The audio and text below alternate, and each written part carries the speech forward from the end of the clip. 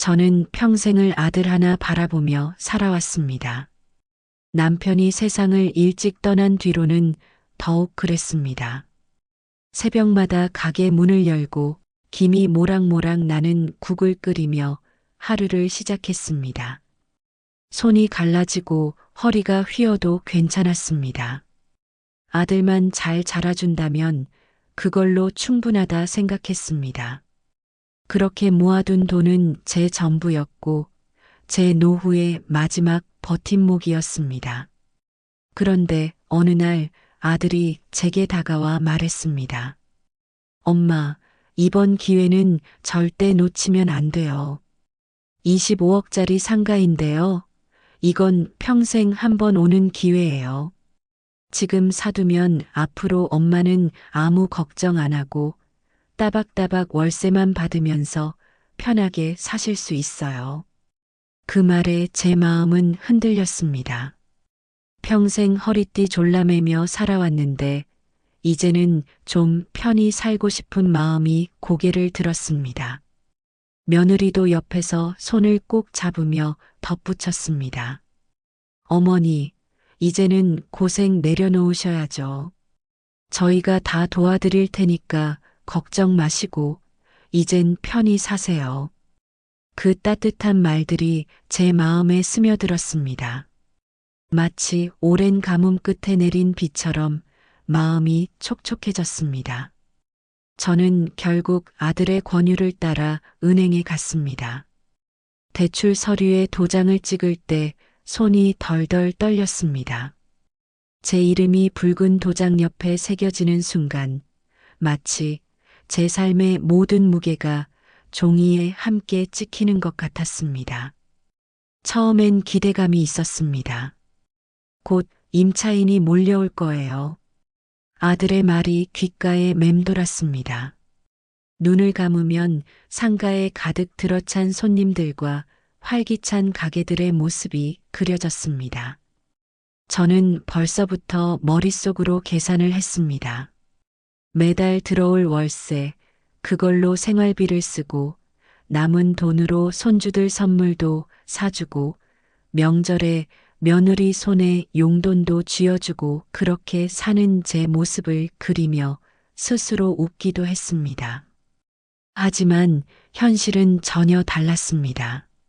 준공일이 다가와 상가 건물이 완성되고 간판이 하나둘 걸렸을 때 저는 상가 앞에 서 있었습니다. 그런데 제 눈앞에 펼쳐진 것은 제가 꿈꾸던 모습이 아니었습니다. 거리는 텅 비어 있었고 바람만이 유리창을 두드렸습니다. 광고 전단지가 덜렁대며 날아다니고 임차인 구함이라는 종이가 곳곳에 붙어 있었습니다. 처음에는 이제 막 시작이니까 그렇겠지. 스스로 위로했습니다. 아들도 자신 있게 말했습니다. 엄마, 곧 좋아질 거예요. 여름만 지나면 사람 몰려들어요. 조금만 기다려보세요. 그 말에 저는 다시 마음을 붙잡았습니다. 하지만 한 달, 두 달, 세 달이 지나도 달라지는 건 없었습니다. 은행에서 온 고지서를 펼쳤을 때 제 손끝은 덜덜 떨렸습니다. 매달 나가야 하는 이자가 1,000만 원 가까이 된다는 사실이 눈앞에 선명히 찍혀 있었습니다. 저는 계산기를 붙잡고 몇 번이고 계산했습니다. 임차인만 들어오면 이자도 다 감당할 수 있어. 조금만 버티면 된다. 그렇게 스스로를 다독였습니다. 하지만 마음속에서는 알 수 없는 불안이 점점 자라났습니다. 며느리는 늘 같은 말을 했습니다. 어머니, 곧 호재가 와요. 지하철도 들어오고 큰 마트도 생긴대요. 조금만 더 기다리시면 돼요. 그 미소에 또다시 마음이 흔들렸습니다. 하지만 빈 상가는 여전히 썰렁했고 달라지는 것은 없었습니다. 밤이면 잠이 오지 않았습니다. 천장을 바라보며 수십 번도 더 스스로에게 물었습니다. 내가 잘한 걸까? 혹시 큰일 나는 건 아닐까? 머릿속이 복잡해져만 갔습니다. 결국 어느 날 은행 직원의 차가운 목소리를 듣게 되었습니다. 고객님, 이번 달 이자가 아직 입금되지 않았습니다. 연체 이력이 쌓이면 더 큰 불이익이 있을 수 있습니다. 그 순간 제 숨은 가빠지고 손바닥에는 식은땀이 흘렀습니다. 아들은 여전히 말했습니다. 엄마, 걱정하지 마요. 곧 임차인 들어옵니다. 하지만 그 말은 이제 공허하게만 들렸습니다. 제 눈에는 텅 빈 상가와 늘어나는 고지서만 보였습니다. 그날 밤 저는 혼자 주방 식탁에 앉아 있었습니다. 고개를 떨군 채 계약서를 펼쳐보았습니다. 종이 위에는 또렷한 제 이름과 도장, 그리고 25억 원이라는 숫자가 찍혀 있었습니다. 그 숫자가 제 눈앞에서 꿈틀거리며 커다란 벽처럼 다가왔습니다. 내가 왜 그 말을 믿었을까? 눈물이 볼을 타고 흘러내렸습니다. 저는 깨달았습니다. 믿음 하나로 내 전부를 건 것이 얼마나 위험한 일이었는지를요. 아들을 원망하면서도 한편으로는 제 욕심이 더 무서웠다는 사실을 인정하지 않을 수 없었습니다. 이제 시작일 뿐인데 저는 이미 벼랑 끝에 서 있는 기분이었습니다. 상가를 산 지 넉 달째가 되었을 무렵이었습니다.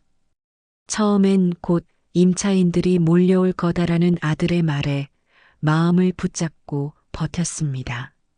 하지만 제 눈앞의 현실은 전혀 달라지지 않았습니다. 낮에는 상가 앞 유리창에 제 얼굴이 덩그러니 비칠 뿐이었고, 밤에는 은행에서 날아오는 고지서를 붙잡고 한숨만 내쉬었습니다. 고지서를 펼칠 때마다 제 눈은 숫자에 꽂혔습니다. 월 이자 950만 원. 손이 덜덜 떨렸습니다. 한 달에 1,000만 원 가까이 내가 평생 벌어본 적도 없는 돈을 이자로 내야 하다니. 계산기를 두드리면서 스스로를 다독였습니다. 조금만 더 버티면 괜찮아질 거야. 임차인만 들어오면 모든 게 해결돼. 하지만 머릿속은 이미 불안으로 가득 차 있었습니다. 아들에게 전화를 걸었습니다. 얘야, 엄마가 요즘 잠이 잘 안 온다. 상가가 텅 비어 있으니 걱정이 돼서 말이다. 그러자 아들은 단호하게 말했습니다. 엄마, 지금은 조정기예요. 다들 어렵다고 하지만 금방 좋아져요. 큰 마트도 들어올 거고 교통 호재도 있다니까요. 조금만 더 기다려 보세요. 그 목소리에 순간 안도하는 마음도 들었지만 곧 허무하게 꺼져버렸습니다. 아들이 확신에 찬 말투로 위로할 때마다 제 불안은 잠시 잦아들었지만 고지서와 텅 빈 상가를 떠올리면 다시 심장이 쿵 내려앉았습니다. 며느리도 옆에서 덧붙였습니다. 어머니, 걱정 마세요. 요즘 임차인들 조건 까다롭지만 금방 들어옵니다. 곧 대박 날 거예요. 그 말이 달콤하게 들리기도 했습니다. 하지만 제 눈에 비친 현실은 유리창 너머로 보이는 황량한 거리뿐이었습니다. 어느 날 부동산 중개업자로부터 전화가 왔습니다. 사장님, 5개 호실 다 쓰고 싶다는 젊은 팀이 있습니다. PC방이랑 코인 노래방을 같이 하겠다네요. 대신 월세는 조금 낮춰야 합니다. 그 말에 가슴이 철렁 내려앉았습니다. 조건이 어떻게 되는데요? 보증금 4천에 월세 550입니다. 순간 머릿속에서 계산기가 돌아갔습니다. 월 이자 950만 원. 관리비, 세금까지 합치면 1,200만 원 가까이 나가는데 월세는 고작 550만 원. 이걸로는 도저히 감당이 안 되는데 속으로 중얼거렸습니다. 그러나 공실이 계속 이어지는 것도 두려웠습니다. 적자라도 임차인이 들어오는 게 낫다는 중개업자의 말에 결국 저는 고개를 끄덕이고 말았습니다. 처음 몇 달간은 그들이 약속대로 월세를 입금했습니다.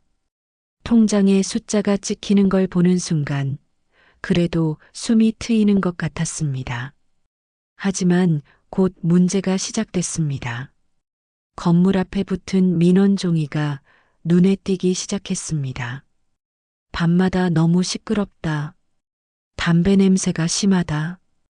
주민들의 불만이 쏟아졌습니다. 저는 불안한 마음에 임차인들에게 방음 공사라도 해보라고 조심스레 말했습니다. 하지만 돌아온 대답은 이랬습니다. 사장님, 지금도 힘든데 추가 공사는 어렵습니다. 조금만 기다려주세요. 그리고 얼마 지나지 않아 그들의 월세 입금이 늦어지기 시작했습니다.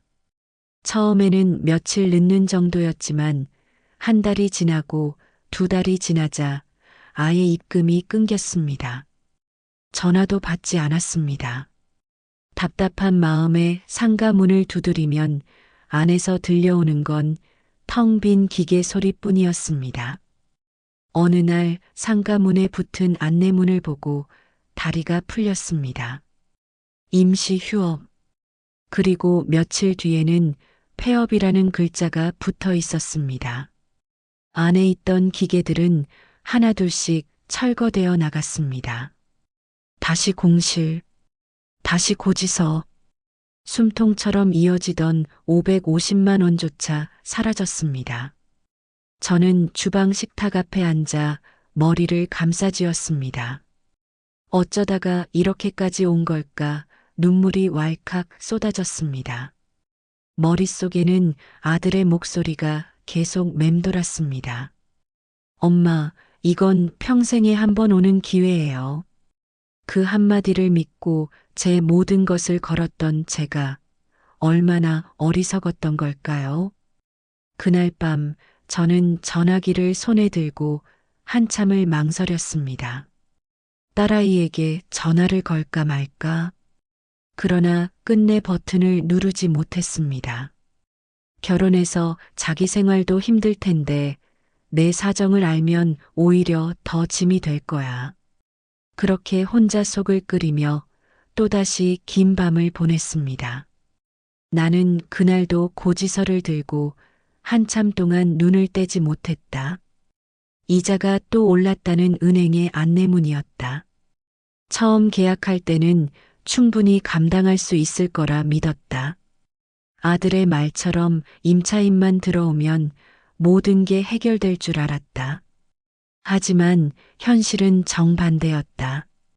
텅 빈 상가, 밀려드는 관리비와 세금, 그리고 매달 불어나는 이자. 그 모든 게 나를 짓눌렀다. 고객님, 이번 달부터 변동금리가 다시 조정됩니다. 월 납입액이 2배 가까이 늘어날 수 있습니다. 은행 직원의 차가운 목소리가 아직도 귀에 맴돈다. 순간 손에 쥔 전화기가 미끄러질 뻔했다. 2배라니 이미 한 달에 1,000만 원도 벅찬데 이제는 2천만 원이라니. 숨이 막히고 심장이 덜컥 내려앉았다. 나는 주방 의자에 털썩 주저앉았다. 계산기를 붙잡고 몇 번이고 눌러보았다. 2천만 원에서 임차인 월세 0원 빼기, 관리비 100만 원, 재산세 50만 원, 기타 생활비 결과는 뻔했다. 마이너스. 손끝이 덜덜 떨리며 계산기를 떨어뜨렸다. 바닥에 부딪히는 소리가 내 심장 박동처럼 쿵 하고 울렸다. 그날 밤 아들에게 전화를 걸었다. 얘야, 이거 아무래도 내가 감당할 수 없을 것 같다. 이제는 정리해야 하지 않겠니? 하지만 돌아온 대답은 너무나 냉정했다. 엄마, 지금 팔면 손해예요. 이 정도로 흔들릴 거면 애초에 왜 시작하셨어요? 순간 목이 꽉 막혔다. 내가 원해서 한 게 아니지 않은가.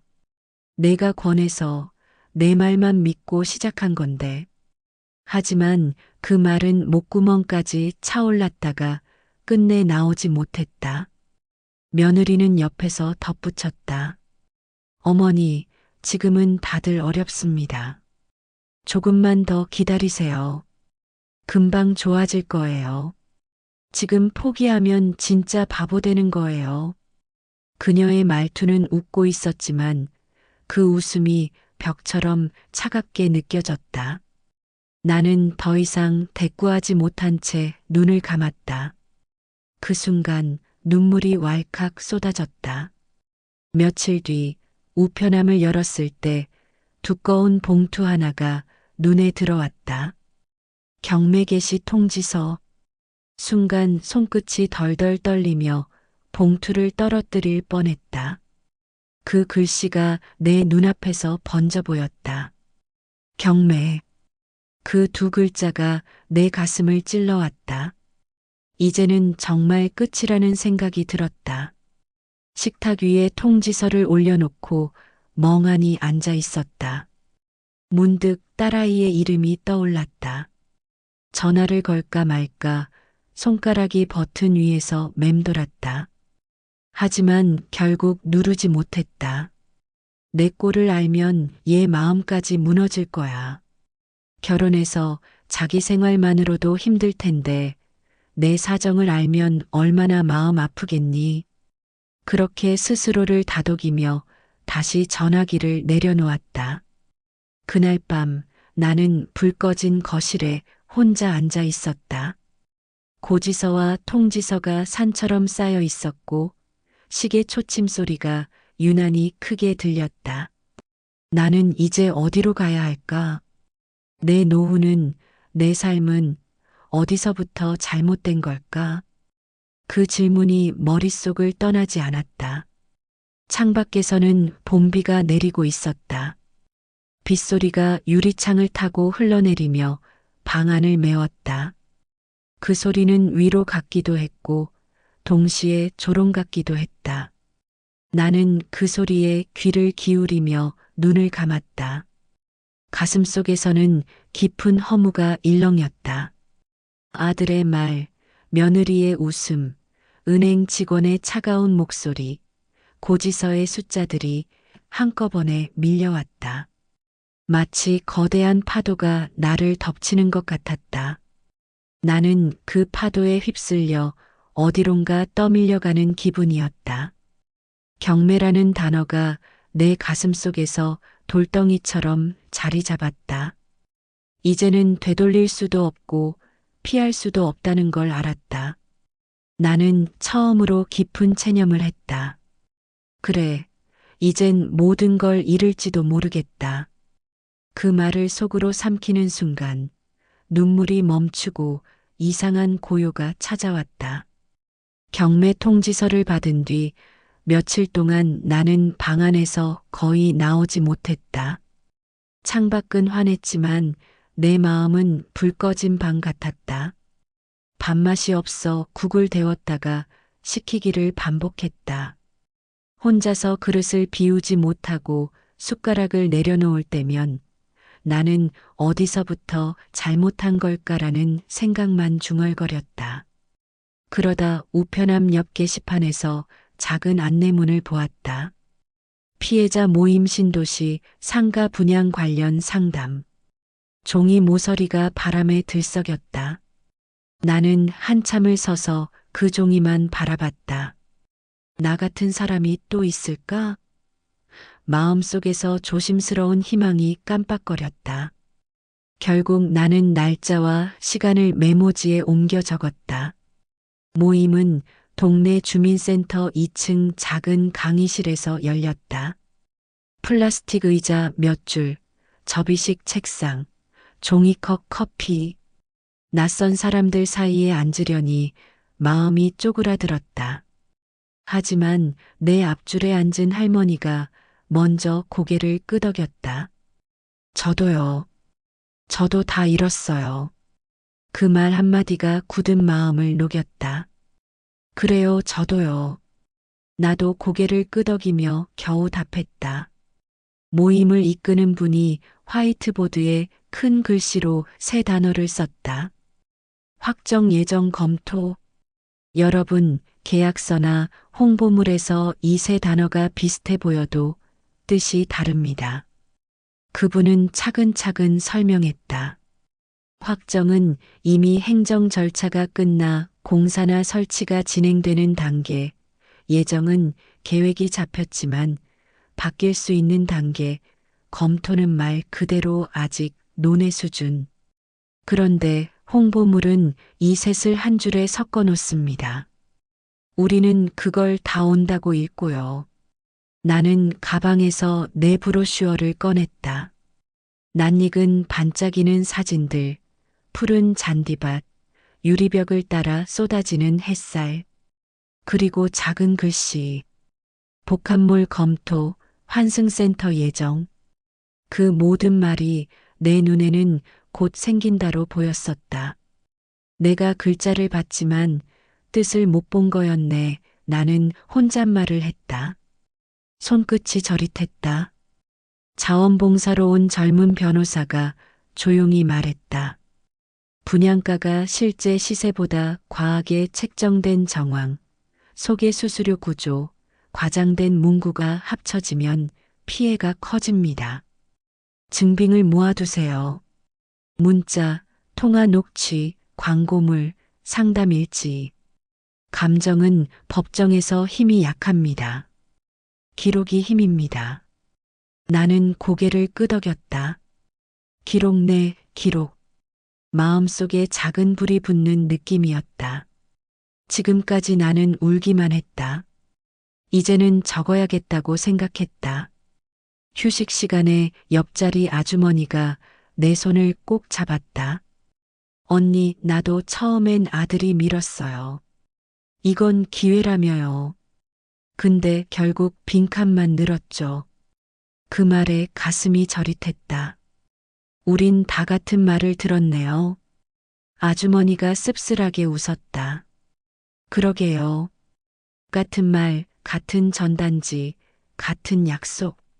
나는 집에 돌아오자마자 식탁 위에 노트를 펼쳤다. 맨 앞장에 크게 적었다. 오늘부터 기록. 그 아래 줄줄이 썼다. 계약 날짜, 대출 조건, 금리 변화, 중개인과 나눈 말, 아들과 나눈 통화 내용, 임차인이 들어왔다, 나간 날, 월세가 밀린 날짜, 민원이 붙었던 날. 나의 실패가 더 이상 안개가 아니게 날짜와 숫자를 꽉꽉 박아 넣었다. 그 다음은 브로슈어였다. 예정과 검토를 형광펜으로 칠했다. 웃음이 났다. 웃기지만 슬픈 웃음이었다. 내가 믿었던 말들의 힘이 줄어드는 것을 눈으로 보니 이상하게 마음이 조금 가벼워졌다.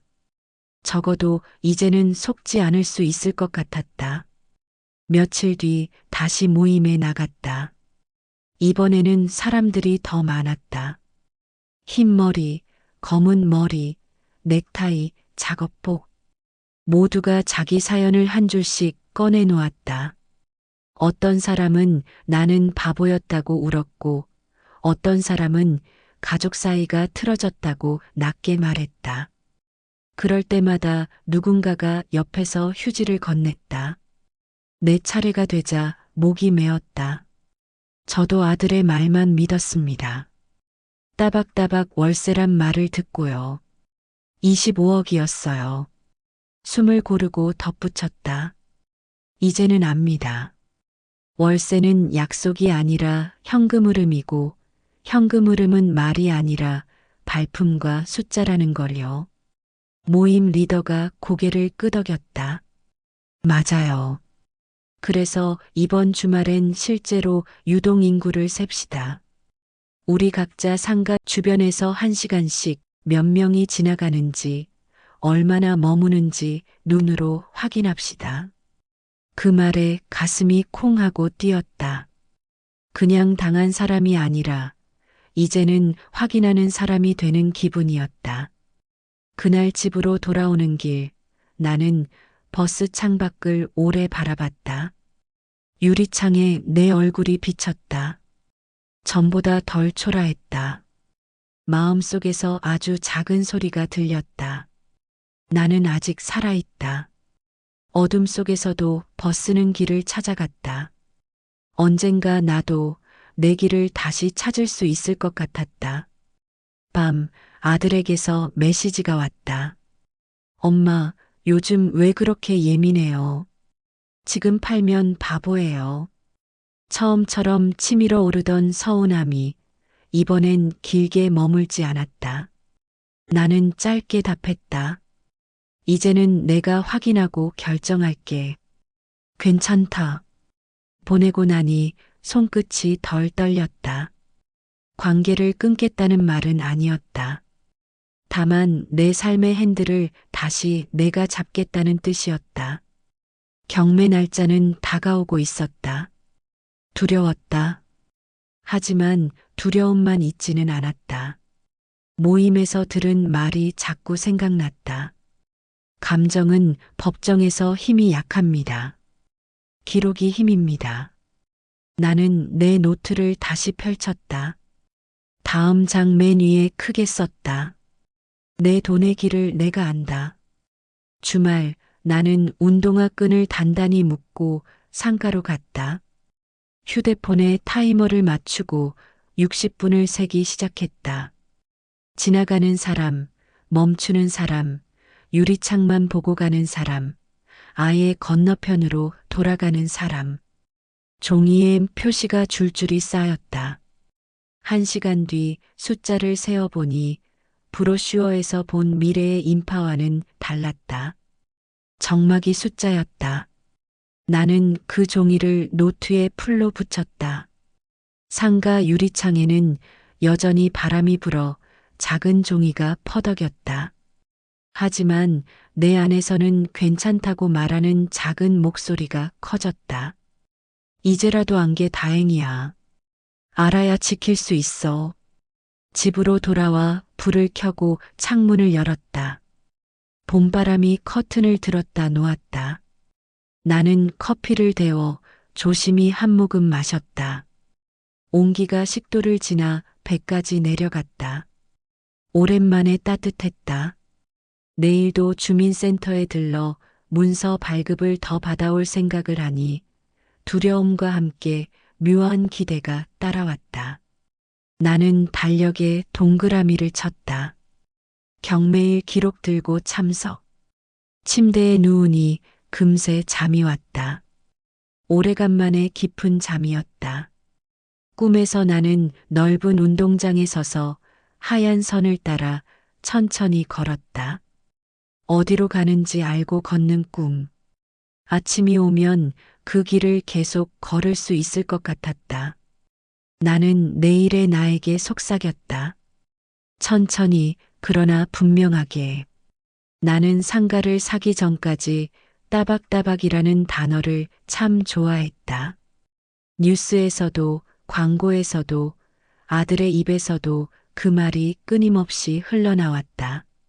엄마, 월세는 따박따박 들어옵니다. 은행 이자야 임차인이 다 내주는 거예요. 그 말을 믿었다. 평생 장사로 하루하루 벌어 살던 내게 고정적으로 들어온다는 돈은 꿈처럼 달콤했다. 하지만 지금 내 앞의 현실은 따박따박이 아니라 텅텅이었다. 통장은 비워졌고 월세는 끊겼다. 고지서는 차곡차곡 쌓였는데 돈은 따박따박이 아니라 마이너스 따박따박이었다. 피해자 모임에서 자원봉사 변호사가 말했다. 여러분, 월세는 고정 수입이 아닙니다. 임차인이 있어야 들어오고 임차인이 떠나면 바로 끊깁니다. 따박따박은 광고 문구일 뿐이에요. 그 말에 나는 뜨끔했다. 나는 왜 그걸 이제야 알았을까?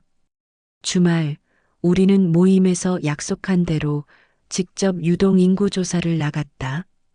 운동화를 신고 휴대폰에 타이머를 맞추고 상가 앞에 섰다. 지나가는 사람을 일일이 세었다. 오전 10시 15명. 그중 실제로 멈춰 가게 안을 들여다본 사람은 단 2명뿐이었다. 1시간 내내 줄표를 긋다 보니 손가락이 아팠다. 종이를 보며 한숨이 나왔다. 이 숫자로는 임차인이 들어올 리가 없지. 브로슈어에서 본 화려한 그림 속 수많은 인파는 그림일 뿐이었다. 현실은 바람과 전단지와 공허한 발소리였다. 그날 저녁 모임에서 모두 모여 서로의 숫자를 비교했다. 누군가는 1시간에 10명, 누군가는 20명, 많아야 30명. 우리 모두 종이를 들고 씁쓸한 웃음을 지었다. 이게 따박따박의 진짜 모습이네요. 한 아주머니가 말했다. 따박따박 고지서, 따박따박 이자, 또 다른 사람이 받아쳤다. 순간 모두가 웃었다. 쓰라린 웃음이었지만 웃음 속에는 이상하게 힘이 있었다. 집에 돌아와 나는 계산기를 꺼냈다. 월세 0원, 이자 2천만 원, 관리비 100만 원, 세금 50만 원. 합쳐서 2,150만 원. 이걸 어떻게 감당한단 말인가. 계산기를 내려놓으며 손으로 얼굴을 가렸다. 눈물이 흘렀다. 그때 문득 떠오른 게 있었다. 가게를 하던 시절, 비 오는 날은 매출이 뚝 떨어졌다. 손님이 줄어들면 나는 스스로 장부에 빨간 줄을 그었다. 그럼에도 다음 날 다시 문을 열었다. 왜냐면 내 힘으로 음식을 만들 수 있었으니까. 하지만 지금은 달랐다. 임차인이 오고 안 오는 건 내 힘으로 할 수 있는 게 아니었다. 나는 통제할 수 없는 일에 내 모든 것을 걸었던 것이다. 며느리에게 전화를 걸었다. 얘야, 이거 아무래도 힘들다. 너희가 말한 따박따박은 왜 이렇게 다르니? 그러자 며느리는 짧게 웃으며 말했다. 어머니, 원래 투자는 다 그런 거예요. 조금만 더 버티세요. 그 말에 심장이 철렁 내려앉았다. 그 웃음이 예전처럼 따뜻하게 들리지 않았다. 마치 남의 일처럼 느껴졌다. 나는 계약서를 다시 펼쳐보았다. 그 안에 적힌 글자들, 숫자들. 도장은 분명 내 손으로 찍은 것이었다. 하지만 나는 그 의미를 다 알지 못했다. 예정과 검토를 확정처럼 믿었고 따박따박을 진실처럼 받아들였다. 결국 모든 건 내 손으로 한 선택이었다. 한밤중 식탁 위에 노트를 펼치고 크게 적었다. 월세는 약속이 아니라 결과다. 그 글자를 보며 스스로 다짐했다. 이제는 더 이상 환상에 속지 않겠다고. 경매 날짜가 다가오고 있었다. 두려움이 목구멍까지 차올랐다. 하지만 동시에 마음 한구석에서는 묘한 각오가 자라나고 있었다. 잃는 게 전부는 아니다. 깨닫는 것도 남는다. 그 깨달음 하나라도 붙잡고 싶었다. 경매 날짜가 다가올수록 나는 마음이 더 무거워졌다.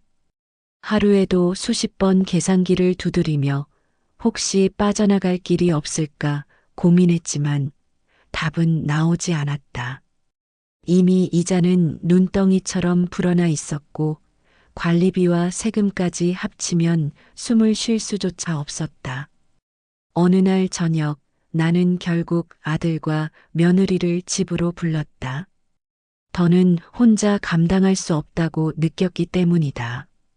식탁 위에는 김이 빠진 국, 식은 밥, 그리고 반찬 몇 가지가 놓여 있었다. 하지만 아무도 젓가락을 들지 않았다.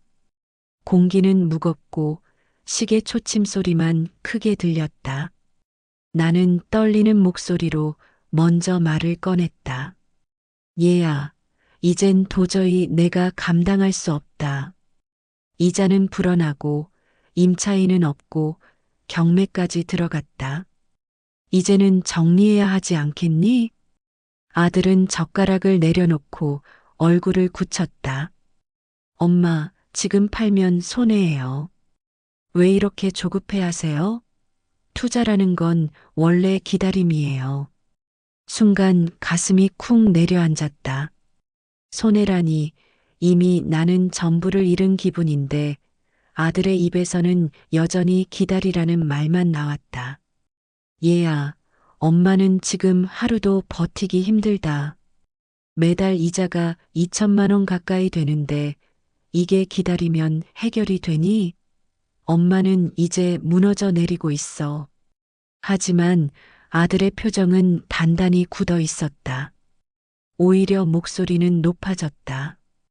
엄마가 결정하신 거잖아요. 저희가 강제로 하라고 한 것도 아니고 결국 도장 찍은 건 엄마잖아요. 그러니까 엄마도 책임을 지셔야죠. 그 말에 눈물이 터질 뻔했다. 물론 도장을 찍은 건 내 손이었다. 하지만 그때 내 마음을 흔든 건 아들의 말과 며느리의 웃음이었다.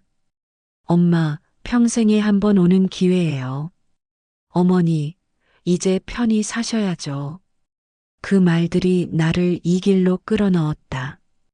그런데 이제 와서 모든 책임이 나에게 있다는 듯한 말이 내 가슴을 찔렀다.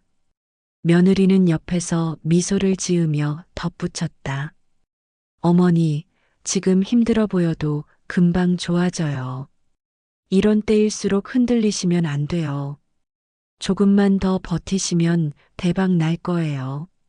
그녀의 말투는 다정했지만 그 속을 알 수 없는 벽처럼 느껴졌다. 그 말은 위로가 아니라 내 고통을 외면하는 차가운 방패 같았다. 나는 젓가락을 손에 쥔 채 멈췄다. 식탁 위 반찬은 그대로 식어갔고 김 빠진 국물은 표면에 기름막만 떠 있었다. 아무도 밥을 먹지 않았다. 우리 대화는 점점 날카로워졌다. 얘야, 엄마는 지금 매일 밤 잠도 못 잔다. 고지서가 날아올 때마다 숨이 막히고 통장은 텅 비어 있다. 그런데도 내가 기다리라고만 하면 나는 어디서 힘을 얻어야 하니? 아들은 시선을 피하며 낮게 말했다.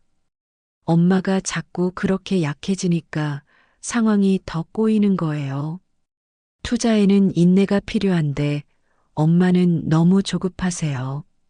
그 말은 칼날처럼 날카롭게 가슴을 베었다. 나는 더는 말을 잇지 못하고 고개를 숙였다. 눈물이 밥그릇 위에 한 방울 떨어졌다. 내가 너를 어떻게 키웠는데 내 피와 땀으로 밥을 먹이고 손이 갈라져도 웃으면서 버텼는데 그 보답이 이런 말이라니. 그날 밤 나는 거실에 홀로 앉아 있었다. 불 꺼진 방 안은 너무도 조용했다. 주머니 속에서 전화기가 울렸다. 딸아이의 이름이 반짝였다. 나는 손을 뻗다가 끝내 버튼을 누르지 못했다. 내 꼴을 알면 얘 마음까지 무너질 거야. 그렇게 또다시 혼자 눈물을 삼켰다. 식탁 위에는 아직도 식은 밥그릇이 놓여 있었다. 나는 그 앞에서 한참을 앉아 있었다. 그 밥그릇이 오늘 우리 대화 같았다. 차갑고 굳어버린, 도무지 다시 따뜻해질 수 없는 밥그릇. 식탁 위에서 아들과 며느리와 갈라선 그날 이후 나는 며칠 동안 더 깊은 절망 속으로 빠져들었다. 집안에 앉아 있으면 숨이 막혔다. 하지만 주민센터에서 만난 피해자 모임 사람들의 얼굴이 떠올랐다. 우리 이제 가만히만 있지 맙시다. 그 말이 마음속에 남았다. 모임 리더가 전화를 걸어왔다. 이번 주 토요일 시청 앞에서 기자회견을 하려고 합니다. 우리 목소리를 밖으로 내야 합니다. 할머니도 오실 수 있겠어요? 나는 잠시 망설였다. 내가 나가서 뭘 할 수 있겠나 하는 마음이 들었지만 곧 고개를 끄덕였다. 네, 가겠습니다. 토요일 아침 회색 하늘 아래 시청 광장에는 이미 사람들이 모여 있었다. 나처럼 상가를 잃은 사람들이었다. 어떤 이는 무릎을 떨며 서 있었고 어떤 이는 손에 피켓을 들고 있었다. 허위 분양 피해자 구제하라. 과장 광고 중단하라. 글씨가 삐뚤빼뚤했지만 절박함이 묻어났다. 내 차례가 오자 손이 떨렸다. 마이크 앞에 서자 기자들의 카메라가 반짝였다. 나는 심호흡을 하고 말했다.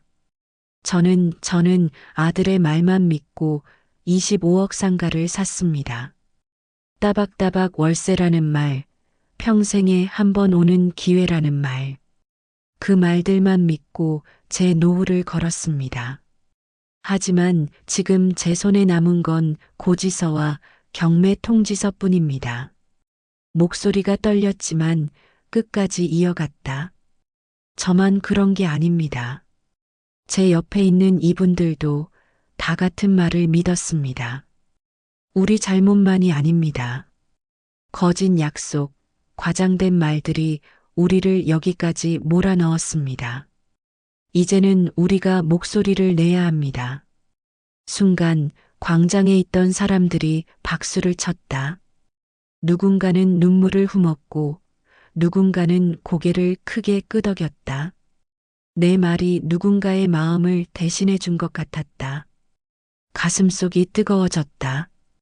기자회견이 끝난 뒤 우리는 모여 앉아 따뜻한 종이컵 커피를 나눴다. 아주머니 한 분이 내 손을 잡으며 말했다. 언니, 오늘 잘하셨어요.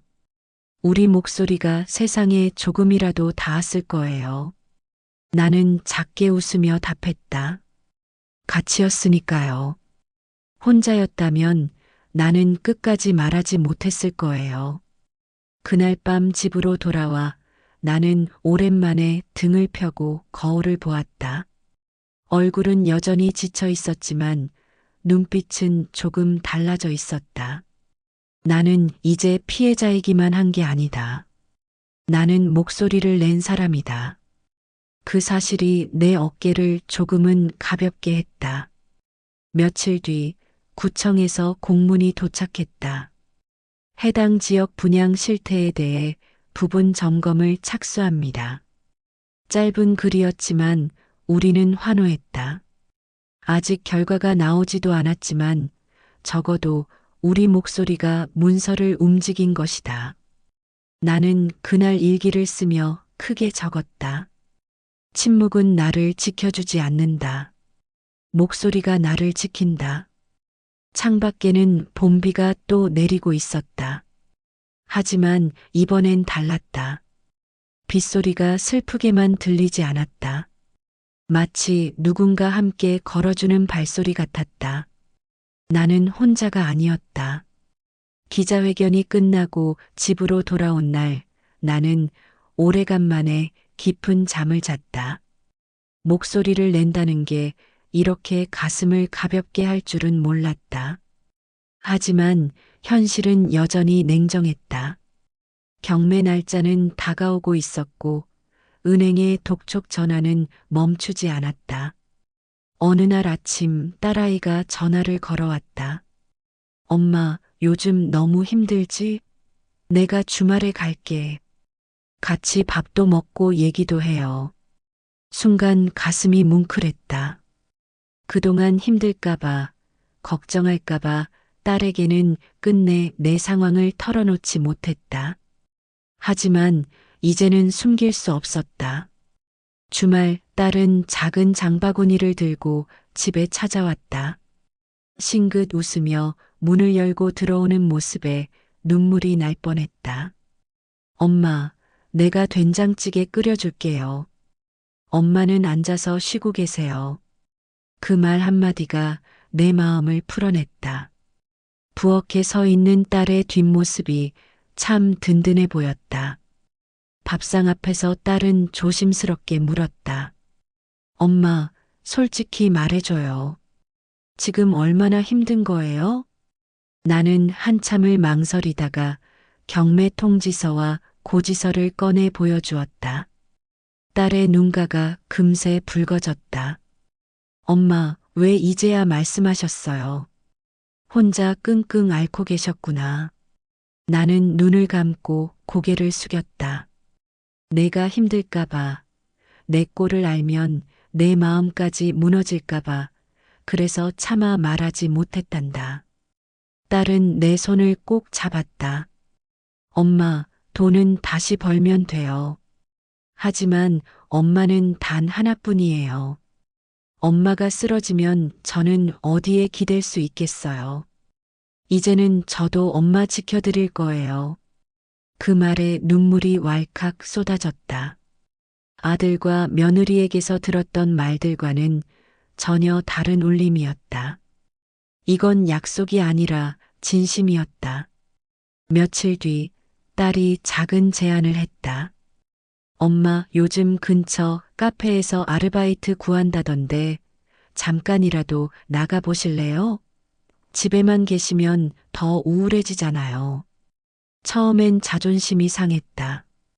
내가 이 나이에 무슨 아르바이트냐 하지만 곰곰이 생각해 보니 집안에만 틀어박혀 있는 것보다 사람들을 만나고 몸을 움직이는 게 나을 것 같았다. 다음 날 나는 근처 카페에 면접을 보러 갔다. 사장은 젊은 여자였는데 따뜻하게 웃으며 말했다. 손님들께 인사 잘해주시면 돼요. 시간 맞춰 나오실 수 있죠? 나는 고개를 끄덕였다. 그렇게 첫 출근을 하게 됐다. 처음엔 서툴렀다. 주문을 잘못 받아 적기도 하고 잔을 엎지르기도 했다. 하지만 손님들이 웃으며 괜찮아요라고 말해줄 때마다 내 어깨가 조금씩 펴졌다. 특히 같은 나이 또래 아주머니 손님들이 언니, 여기 커피 맛 좋네라고 말할 땐 마음이 따뜻해졌다. 알바비는 크지 않았다. 하지만 매달 통장에 찍히는 작은 숫자가 나를 살렸다. 내 힘으로 다시 번 돈. 그 사실이 중요했다. 이 돈으로 빚을 갚을 수는 없었지만 내 마음의 빚은 조금씩 줄어들었다. 밤마다 나는 노트를 펼쳐 가계부를 썼다. 수입과 지출을 꼼꼼히 적었다. 예전에는 그저 돈이 들어오면 쓰고 빠져나가면 막막해하기만 했다. 하지만 이제는 달랐다. 작은 숫자라도 적히면 마음이 든든해졌다. 경매는 피할 수 없었다. 하지만 나는 이제 덜 두려웠다. 모든 걸 잃는다고 해도 나는 완전히 무너지지 않는다는 걸 알게 되었기 때문이다. 내 옆에 딸이 있었고 내 안에는 여전히 살아가는 힘이 있었다. 나는 거울 앞에 서서 속으로 중얼거렸다. 그래, 따박따박은 사라졌지만 내 두 발로 걸어가는 하루가 남았다.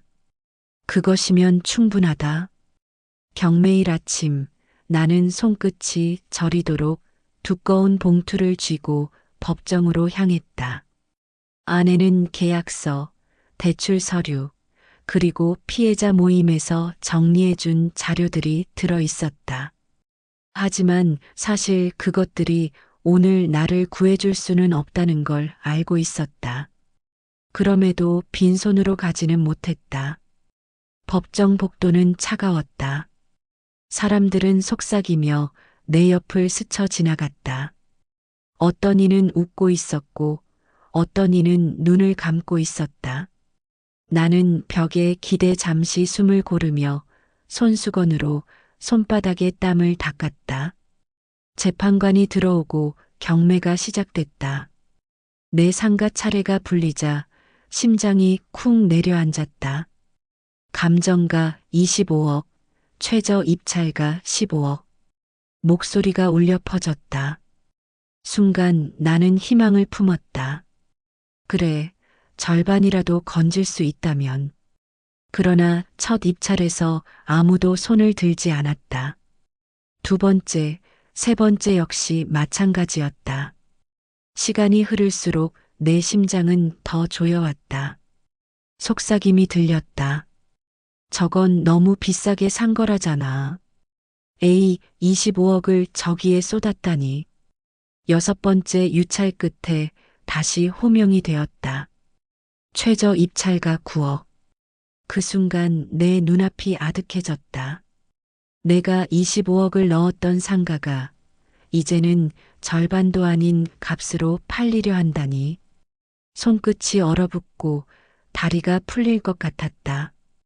마침내 누군가 손을 들었다. 그리고 잠시 후 재판관의 망치 소리가 울렸다. 낙찰가 10억 2천만 원.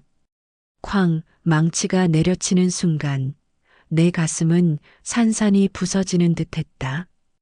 귀가 멍해지고 세상의 소리가 멀리서 메아리처럼 들렸다. 나는 무릎이 꺾일 뻔했지만 간신히 버텼다. 주머니 속에서 휴대폰이 울렸다. 아들의 이름이 반짝였다. 떨리는 손으로 전화를 받았다. 엄마, 결과 어떻게 됐어요? 나는 겨우 목을 열어 말했다. 다 날아갔다. 내가 그렇게 하자던 상가, 결국 헐값에 넘어갔다. 잠시 침묵이 흐른 뒤 아들의 목소리가 차갑게 들려왔다. 엄마가 결정하신 거잖아요. 저희가 억지로 한 것도 아니고.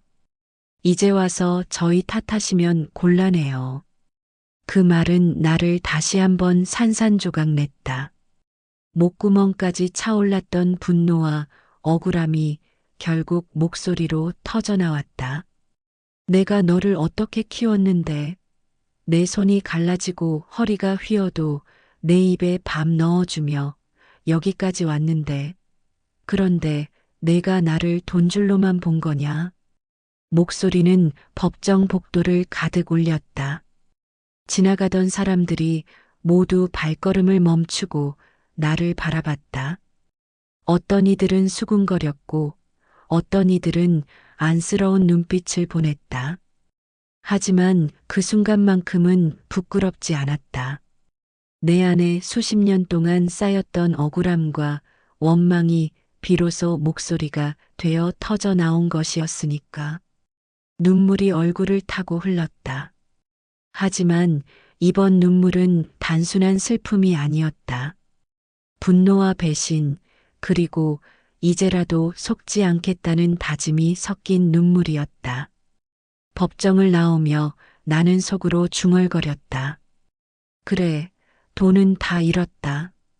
하지만 이제는 다시는 속지 않겠다. 내 인생의 키는 다시 내가 쥔다. 경매가 끝난 뒤 며칠 동안 나는 집안에서 한 발자국도 나오지 않았다. 식탁 위에는 여전히 고지서가 쌓였고 전화기는 무심하게 울렸다. 하지만 나는 이제 더는 두렵지 않았다. 잃을 게 없다는 허무와 함께 이상한 고요가 찾아왔기 때문이다. 그날 저녁 현관 초인종이 울렸다. 문을 열자 딸이 서 있었다. 눈가가 벌겋게 충혈된 채 숨을 몰아쉬며 내 손을 덥석 잡았다. 엄마, 왜 전화를 안 받으셨어요? 부재중 전화만 수십 통이에요. 무슨 일 있는 줄 알고 달려왔어요. 그 순간 가슴이 무너져 내렸다. 그동안 딸에게 걱정을 끼치지 않으려 혼자서 끙끙 앓아왔는데 결국 다 들킨 것이다. 나는 눈물을 참지 못하고 딸의 품에 안겨 울음을 터뜨렸다. 엄마가 내게 차마 말 못했다. 내 마음까지 무너질까봐 혼자 견뎌보려 했는데 결국 다 잃고 말았구나. 딸은 내 어깨를 꼭 감싸 안았다. 엄마, 돈은 잃어도 괜찮아요. 돈은 다시 벌 수 있어요. 하지만 엄마는 단 하나뿐이에요. 저는 엄마만 있으면 돼요.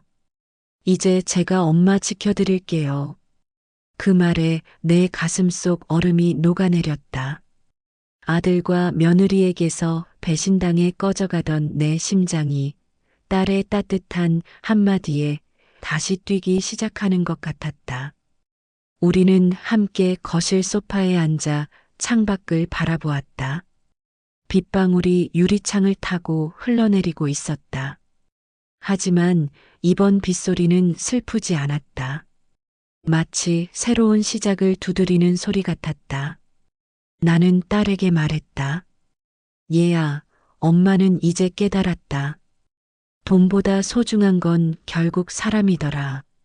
맹목적인 믿음은 얼마나 위험한지도 알았고, 하지만 끝내 남는 건 가족의 진심이구나. 딸은 고개를 끄덕이며 내 손을 꼭 잡았다. 그날 밤 나는 오랜만에 일기를 썼다. 돈은 사라졌다. 그러나 사람은 남았다. 진짜 소중한 건 끝내 떠나지 않는다. 이제 나는 복수를 꿈꾸지 않는다. 가장 큰 복수는 나를 배신한 이들이 더는 내 삶을 흔들지 못하게 단호히 끊어내는 것이다. 나는 아들의 이름을 마음에서 지웠다. 그리고 내 삶을 나답게 살아가기로 결심했다. 혹시 이 영상을 보고 계신 분 중에 저처럼 누군가의 말만 믿고 인생을 걸려는 분 계신가요? 아니면 사랑하는 가족에게조차 배신당해 가슴이 무너진 분 계신가요? 그렇다면 꼭 말씀드리고 싶습니다. 다시 시작할 수 있습니다. 정말로 다시 살아낼 수 있습니다. 저는 모든 걸 잃었지만 끝내 사랑을 얻었습니다. 돈은 다시 벌 수 있지만 사람은 다시 얻을 수 없습니다.